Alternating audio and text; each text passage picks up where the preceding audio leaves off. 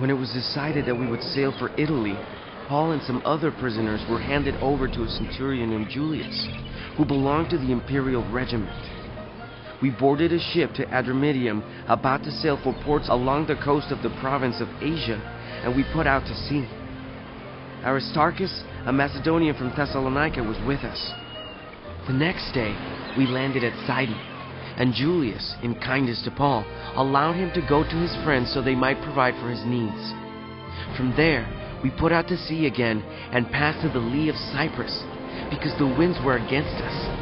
When we had sailed across the open sea off the coast of Cilicia and Pamphylia, we landed at Myra in Lycia.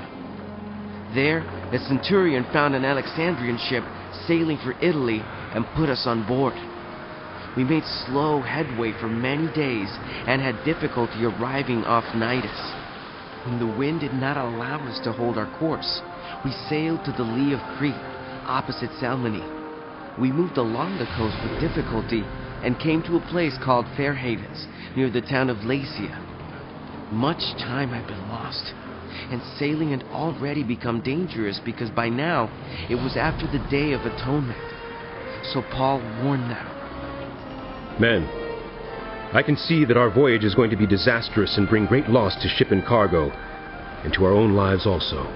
But the centurion, instead of listening to what Paul said, followed the advice of the pilot and of the owner of the ship. Since the harbor was unsuitable to winter in, the majority decided that we should sail on, hoping to reach Phoenix and winter there. This was a harbor in Crete, facing both southwest and northwest.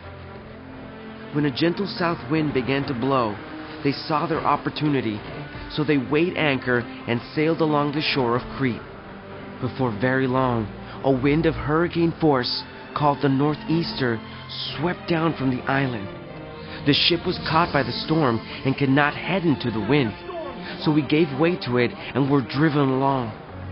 As we passed to the lee of a small island called Corti, we were hardly able to make the lifeboat secure, so the men hoisted it aboard. Then they passed ropes under the ship itself to hold it together. Because they were afraid they would run aground on the sandbars of Syrtis, they lowered the sea anchor and let the ship be driven along.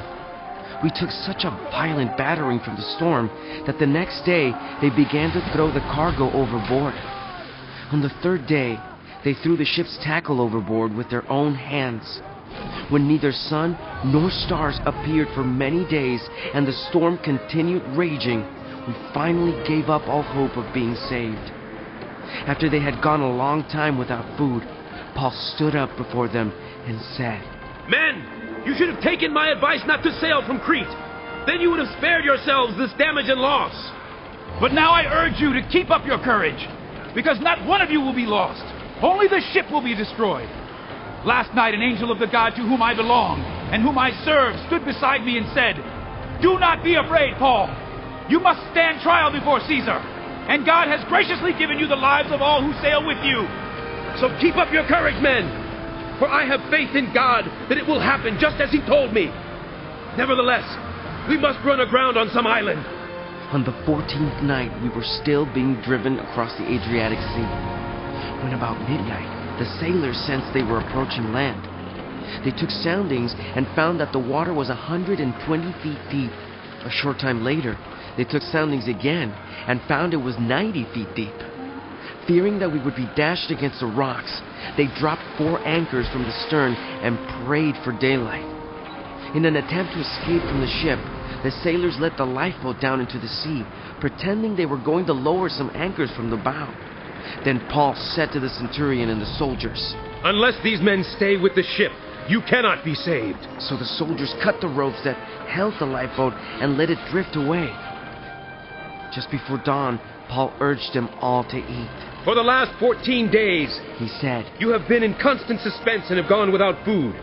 You haven't eaten anything. Now I urge you to take some food. You need it to survive. Not one of you will lose a single hair from his head." After he said this, he took some bread and gave thanks to God in front of them all. Then he broke it and began to eat. They were all encouraged and ate some fruit themselves. Altogether, there were 276 of us on board. When they had eaten as much as they wanted, they lightened the ship by throwing the grain into the sea. When daylight came, they did not recognize the land, but they saw a bay with a sandy beach where they decided to run the ship aground if they could. Cutting loose the anchors, they left them in the sea and at the same time untied the ropes that held the rudders. Then they hoisted the foresail to the wind and made for the beach. But the ship struck a sandbar and ran aground. The bow stuck fast and would not move, and the stern was broken to pieces by the pounding of the surf. The soldiers planned to kill the prisoners to prevent any of them from swimming away and escaping. But the centurion wanted to spare Paul's life and kept them from carrying out their plan. He ordered those who could swim to jump overboard first and get to land. The rest were to get there on planks or on other pieces of the ship. In this way, everyone reached land safely.